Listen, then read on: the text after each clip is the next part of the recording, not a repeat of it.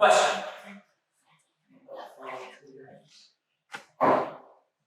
How many of you want to be great? How many of you want to be considered great? One. That's great. Considered great or great? Wait, considered great. How many of you like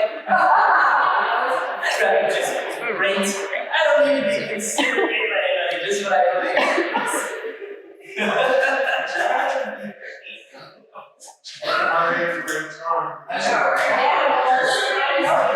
I mean, you might think you're great, but other people consider you great. That would be the question is, how many of you want to be considered great? I got 2. I got 1.5. I could go 1, 2.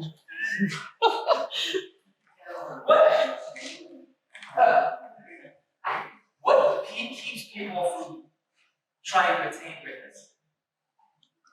Fear. Fear. Okay. Laziness. Humble. Ego. How about that? That is the opposite of humble, I would say. If you're humble, you might want to make yourself better, right? I mean, what keeps people from wanting to make themselves better? To make themselves stronger, smarter, more faithful. Can you? Kind of, yes, but don't you need those things to become great? I'd rather be the best at my job, but I don't want to be considered great. But to become the best at your job, people would consider you great. Wouldn't they? I would say that you're looking for that. I'm not asking for humility here, because sometimes, well, we'll stay with that. I like that answer, but we're gonna, because sometimes we can look at that question like, oh, I want to be arrogant. That's different than what I'm trying to ask. Because if you want to be the best at your job, people will consider you great. And you're not doing that to be considered great. You're doing it to be the best at your job. So by default, you're considered great. My question is, what holds people back from wanting to be the best at their job? Or the best at their marriage, or the best at their faith, the best at name it. What holds people back?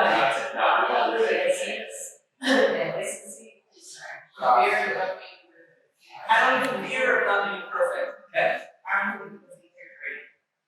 Yeah. Do you remember the women's retreat that made a card that said great? And it didn't make it out. It's not up for your guys. I had a little card that said great. I'm trying to think of that. It's so hard to forget. You guys are making the card great. Well, what keeps people from experiencing God's presence? The world. What do you mean by that? Yes, a lot of evil right there. Oh, I would agree. Fear of failure. Yes, that's a big one. What did you say? Fear of what? Fear that I will be perfect at something. I don't know. So you do that. You got to be able to take the consequences for your act. The only way you're willing to do it is to take that chance. What is the worst that you do? Yeah. And you move forward. You can't kill it. So what if they find you? You can always find another job. And what keeps you from that is typically fear. Fear of something. There's fear that's in there somewhere. Fear of comfort. Fear of comfort. Yeah. Fear of being out. Oh, yeah. You got 41 hours out. Something like that. Yeah, I know that feeling too. Your answer about the Essex County is interesting. I think that's not me, I like to think, lack of willing to use it, that we could be here in this time. And say, I don't know. I read a lot of books, and I read a lot, I'm kind of addicted to self-help books as well. Like leadership books, things that will help you change you and help you grow, be better who you are and what you do. And I've come to realize that in a lot of these things that I've learned, the things that hold people back from anything tend to be the same, tend to be similar.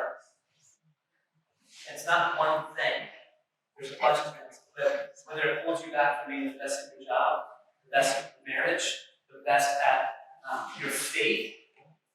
There's some similarity to a lot of these things that hold people back. And so, as we were looking at Genesis 1, I was reading a different translation, and I wanted to read this because we've talked about verses 1 through 3, and we're going to move on to 1 through 5. But there's some things that I really want to focus on today. This translation is the Tree of Life version. It says this: in the beginning, God created the heavens and the earth. Now the earth was chaos and waste. That's the token of the book. It was chaos and waste. Darkness was on the surface of the deep, and the Ruach Elohim was hovering on the face of the water. Then God said, "Let there be light," and there was light. God saw that the light was good, so God distinguished the light from the darkness. He called the light day, and the darkness he called night. So there was evening, and there was morning, one day. One day. The earth was chaos and waste. The tohu, bohu. It was absolute awe and emptiness, just absolute nothingness. And the darkness covered over this chaos. I want you to do me a favor. I want everyone to close their eyes.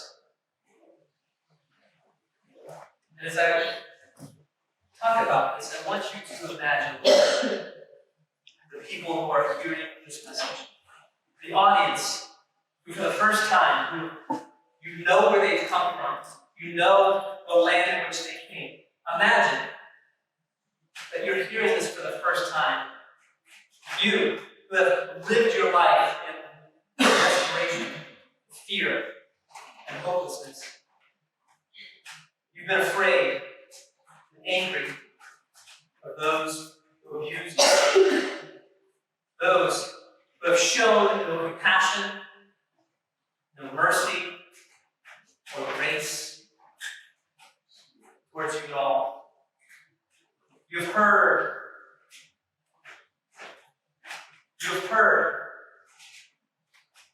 people just put you down on a regular basis, criticize you, that you are absolutely nothing. And in so doing, your heart maybe has become callous. Your hurt and anxiety has become anger and resentment. Your hurt or your rejection of people, or because you become rejected by people, you tend to hurt and reject people yourself. Your pain and your anger has turned to apathy. And this is the darkest place that you know. In this, the darkness, the audience may have understood. Maybe because in the darkness it is ours too. I want you to open your eyes.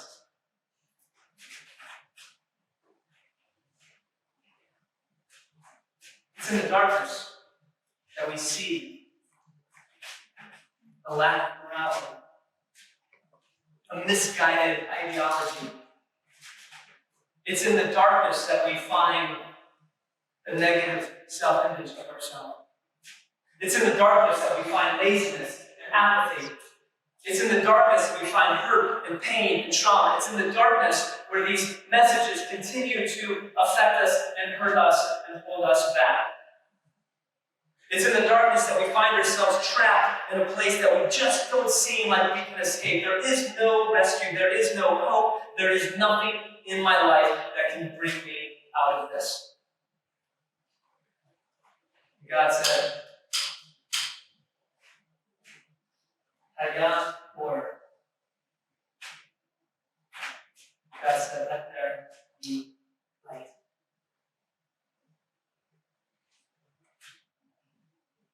Hayah or said, as I looked at this, I learned something this week.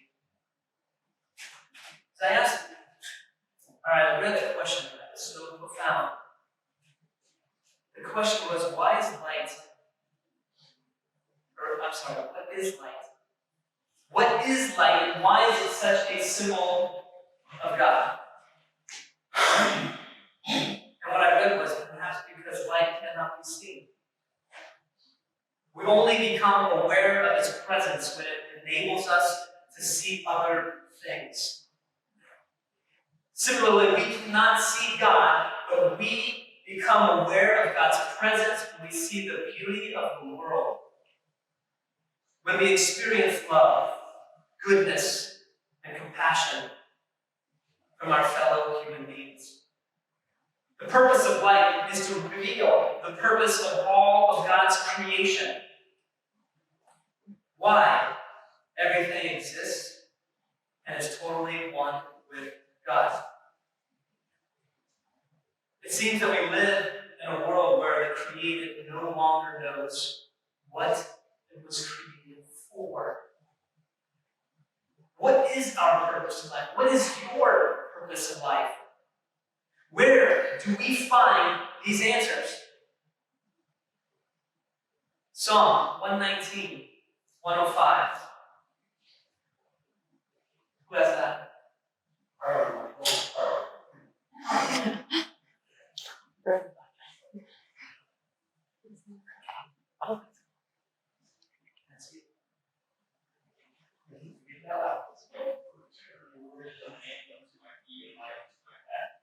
One more time, so Your word is a lamp unto my feet and a light unto my path. it's a lamp.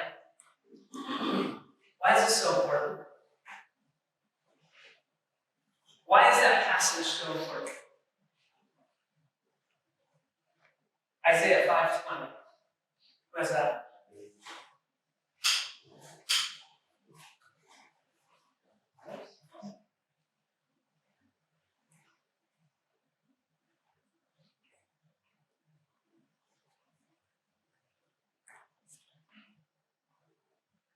What he does to call it, will be very good. We put darkness for light, light for darkness. We put bitter for sweet, and sweet for bitter.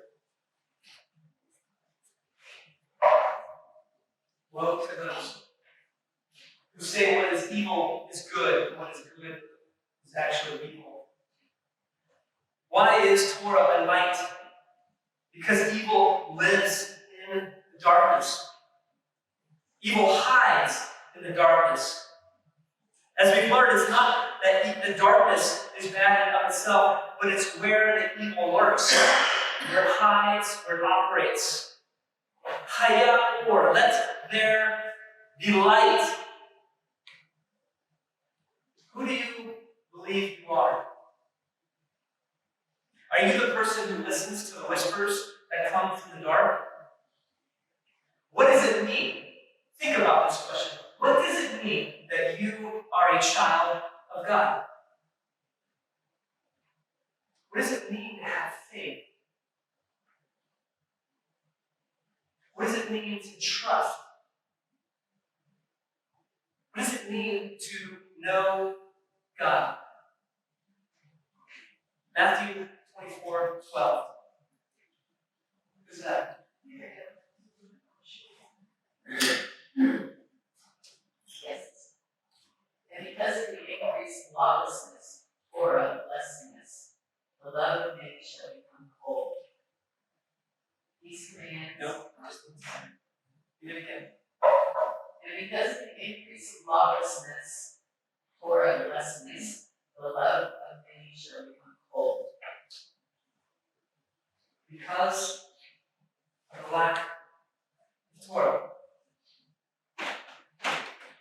Does it seem like we live in a world today that seems to have grown cold? Where love seems to be non-existent or self-absorbed only?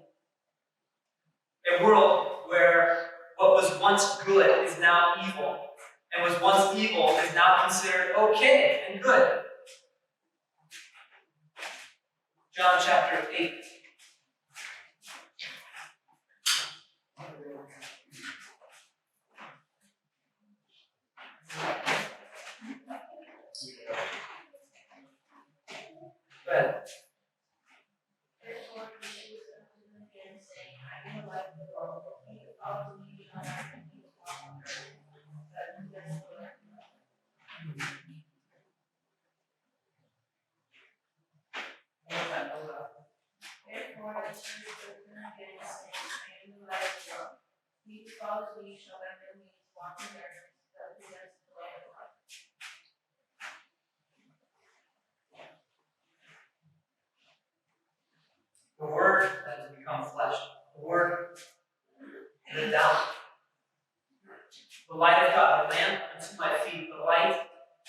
guides my path, provided by the Messiah, the one who rescues us from darkness, if we choose. John chapter 12:48. That will also read.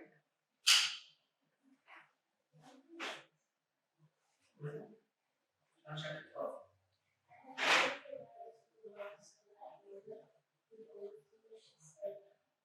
One more time, read it up.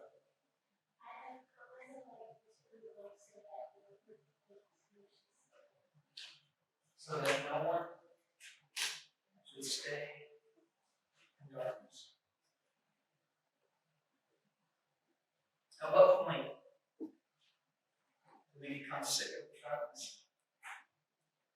At what point do we become sick of the hurt, pain, sick of the feeling that failure is right there in front of me, sick of not being good enough, or just sick and tired of it all?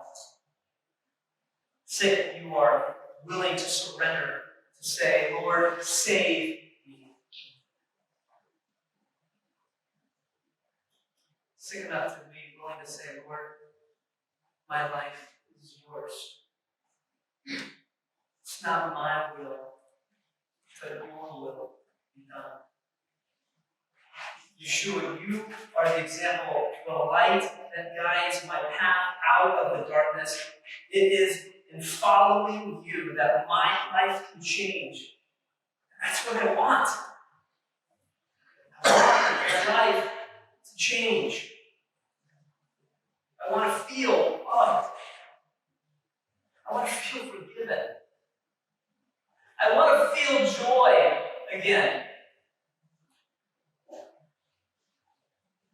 Matthew 5:14.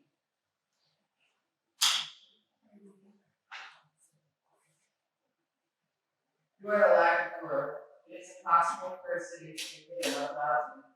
Nor do they light a lamp and put it under a basket, but on a lampstand, and it shines to all those in the house. Let your light shine before men, so that they may see your good deeds and give glory to your Father who is in heaven. You are the light of the world. Do you believe that? Do you believe that you can possibly be a light in this place? A light in the darkness. A light where everybody says what is evil is good, and what was good is now evil. Where this was something that you need to do, or believe this, or do that.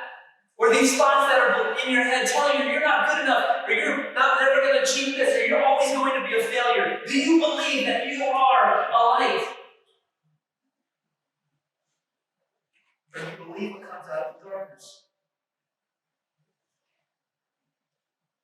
As you follow Messiah, as you read the Torah, the lamp and the light of your path, and read about Yeshua, and put this into action as he did, you actually become a light. These words were given to us to say, no, they weren't given to us to just say. They were given to us so that we would say them to ourselves, so that we would actually believe them. These words, when you say them about yourself, have the power to change your paradigm if you believe them. Some of you might say, well, yeah, I don't like to read. I don't like to pray. I don't do that stuff. Then, as Yeshua says, the love of many shall grow cold.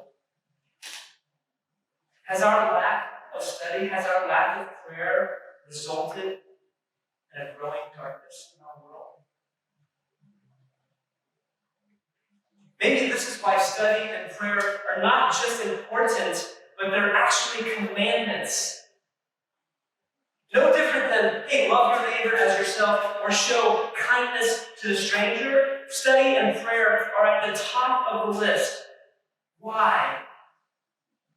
Because if we don't, then there is no love. there is no kindness to the stranger.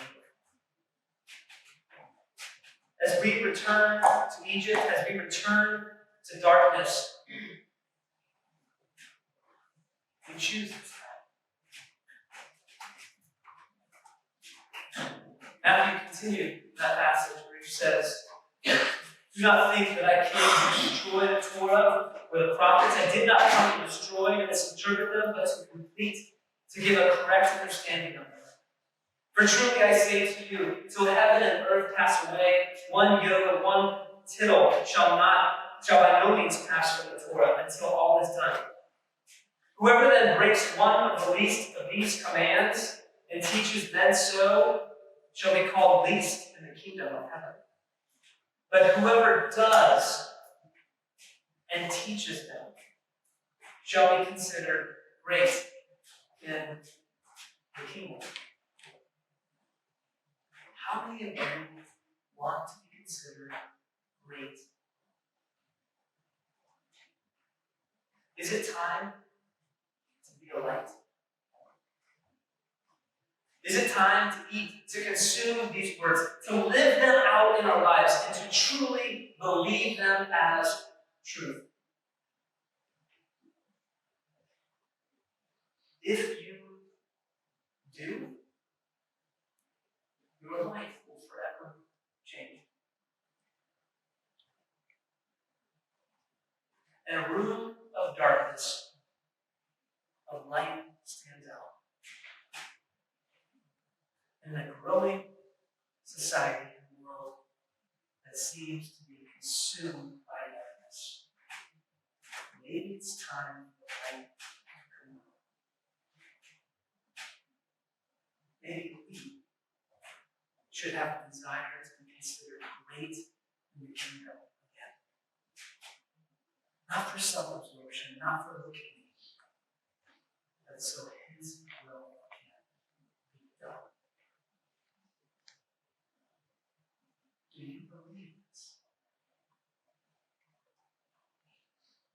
Because if so, it will forever change things.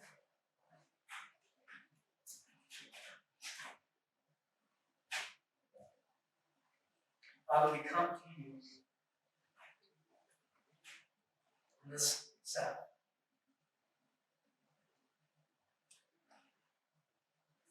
This time that you have appointed for us to be with you. I pray, Father, for hunger. I pray that our stomachs can drown, that our heads can hurt, so that we may realize that we are empty, and that we are famished, because your word is lacking.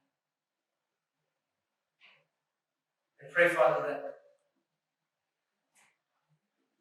that our ears are open, that our heart is open to hear you. Convict us, Father. Convict us of our selfishness, of our apathy, our lack of desire. Lord, we just got done singing a song that said, "There is nothing greater than you."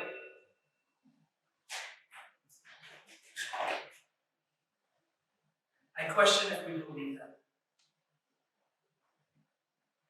Do we actually believe that there is nothing greater than you?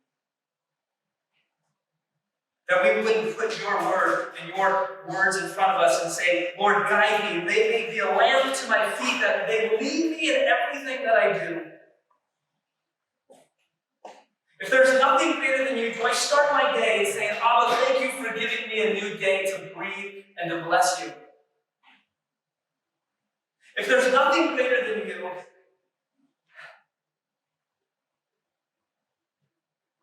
do I actually hear your words telling me that I can do it? Or do I live by the darkness that tells me I'll never be great? How fearless. May your word be a lamp unto our feet. May the sky be the light of our life. May we follow him.